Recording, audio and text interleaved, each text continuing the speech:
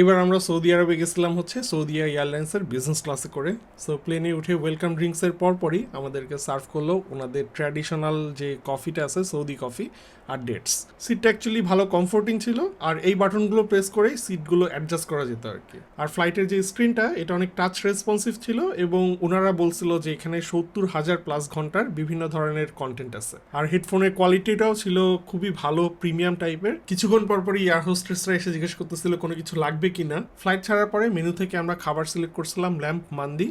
মান্দির মাংসটা খুবই সফট ছিল, আর যে রাইসটা সেটা অনেক স্মোকি ফ্লেভার ছিল, যেটা আমার খুবই ভালো লাগছে। সাথে একটা পিচ ফ্লেভারের রিফ্রেশিং ড্রিঙ্কস ছিল, এটা খুবই জোস। সো খাওয়া দাওয়া শেষ করে আমরা সিটটা একদম ফ্ল্যাট বেড বানায় বালিশ আর কম্বল দিছিল, সেটা নিয়ে একটা ঘুম দিয়ে আমরা চলে গেছিলাম সৌদি আরব। আর সৌদি আরব থেকে বাংলাদেশের রিটার্ন জার্নিতে সৌদি এয়ারলাইন্সের যে বিজনেস ক্লাসের চেক ইন এটা খুবই স্মুথ ছিল।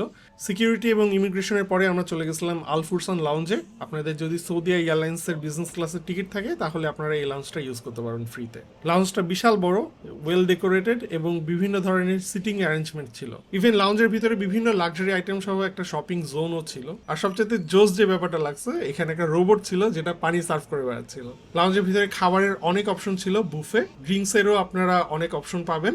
লাউঞ্জে লাইভ কুকিং স্টেশন থেকে শেফ আমাদেরকে পাস্তা বানিয়ে দিছিল, সাথে ট্রাই করলাম বেদানার রিফ্রেশিং মোহিতো। আর ফ্লাইটে ওঠার আগে আমাদের খাওয়া দাওয়া শেষ করছিলাম সৌদি কফি দিয়ে। আর সৌদি আরবের ফুল জার্নির ডিটেল ভিডিও আমাদের ইউটিউবে আছে, লিঙ্ক আমি কমেন্টে দিয়ে দিচ্ছি।